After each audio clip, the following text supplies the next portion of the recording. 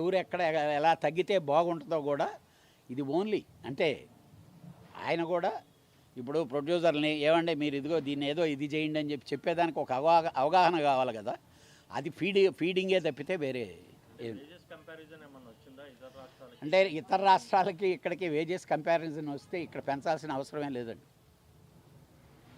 జెన్యున్గా చెప్పాలంటే ఇతర రాష్ట్రాల్లో ఉండే శాలరీస్ని లెక్కేసి ఇక్కడ శాలరీస్ లెక్కేస్తే ఈరోజు పెంచాల్సిన అవసరం లేదు. ఈ రోజుకే మనం ఎక్కువ ఉన్నాం. అయితే శాలరీస్ వైజ్ చూస్తే ఎక్కువ అనేది నిజమే, బట్ భారీ బడ్జెట్ సినిమాలు కూడా టాలీవుడ్ నుంచే వస్తున్నాయి కదా, ఆ యాంగిల్లో ఎందుకు చూడట్లేదు? అంటే టాలీవుడ్ నుంచి సినిమాలు వస్తున్నాయి కానీ టాలీవుడ్లో ఉండే టారిఫ్ కంటే ఈరోజు చెన్నైలో ఉండే టారిఫ్ కంటే ఇక్కడే ఎక్కువ ఉంది, బాంబేలో ఉండే టారిఫ్ కంటే ఇక్కడే ఎక్కువ ఉంది. అయినా మనం ఒక సిస్టమ్ అయ్యాం కాబట్టి ఈరోజు ప్రొడ్యూసర్లు మనం ఏం చెప్తున్నామంటే ఇంకా అది వదిలేయండి. మెడ్రాస్లో ఎక్కువ ఉందా తక్కువ ఉందా, కేరళలో ఎక్కువ ఉందా తక్కువ ఉందా, బాంబేలో ఎక్కువ, ఇక్కడ ఏదో ఉంది కాబట్టి వర్కర్లను చేసి మన వర్కర్లను మనం చూసుకోవాలి. ఎందుకంటే బాంబే వాళ్ళతో కాదు కదా మనం పనిచేస్తున్నది. బాంబే వాళ్ళు లేకపోతే తమిళనాడు వాళ్ళు కేరళ వాళ్ళు వచ్చి పనిచేసేది మ్యాక్సిమం ఉంటే 10% ఉంటుంది, 15% ఉంటుంది. అది అంతకంటే చిరంజీవి గారు కూడా ఒక నిర్మాతే కదా, ఆయన మాటల్లో మీకు ఎవరి పక్షాన్ని నిలబడ్డట్లు అర్థమైంది? ఆయన ఇద్దరూ బాగుండాలని కోరుకుంటున్నారండి.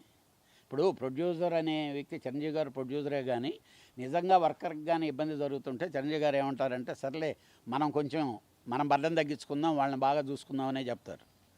కానీ ప్రొడ్యూసర్ ఇప్పుడు పక్కన ఉండే ప్రొడ్యూసర్ అది అనలేడు కదా. ఇప్పుడు నువ్వు నా మీద యుద్ధం చేస్తున్నావు తల్లి, అలాంటి క్వశ్చన్లు వేసి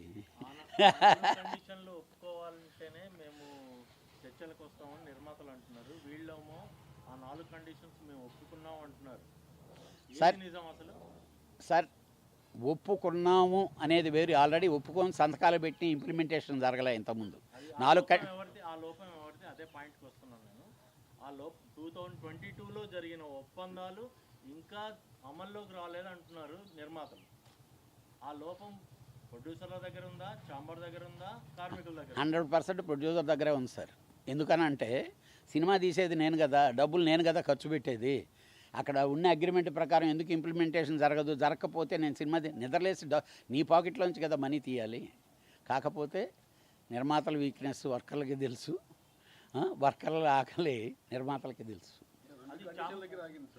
సార్ యాక్చువల్గా రెండు కండిషన్లు కూడా ఇబ్బంది అయినాయి కాదండి. నేను ఫెడరేషన్ వాళ్ళతో కూడా నేను డిస్కస్ చేస్తున్నాను. ఆల్రెడీ 6 to 6 కాల్ షీట్ ఉంది, దాన్ని 9 to 9 చేయమంటున్నారు సర్కంటెన్సెస్కి. అలాగే ఆల్రెడీ ఫైటర్స్ 9 to 9 చేస్తున్నారు, డాన్సర్స్ 9 to 9 చేస్తున్నారు. మన ఫెడరేషన్లోనే ఉండే 2 మేజర్ సెక్టార్లు 9 to 9 చేస్తున్నప్పుడు కొరవాళ్ళు. దానికి ఏదైనా ఉంటే ఇబ్బందులు ఉంటే ఇట్లా మాట్లాడుకోవడం కానీ డెఫినెట్గా it is going to be short out. అలాగే సండేస్ మ్యాటర్ ఉంది. It is a easiest condition అన్నీ. ఎందుకంటే 48 సండేలు వచ్చేది. ఆల్ గవర్నమెంట్ హాలిడేస్ని యాక్సెప్ట్ చేస్తున్నారు. సెకండ్ సండే డబుల్ బేటా ఇస్తానంటున్నారు. కొరవ 3 సండేలు వీళ్ళు పని చేయకపోతే వాళ్ళు పని చేస్తారు కదా, పని లేని వాళ్ళు పని చేసుకుంటారు కదా.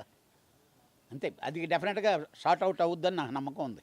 ఎందుకంటే నేను ఆ వర్కర్లోంచి వచ్చిన వాడిని.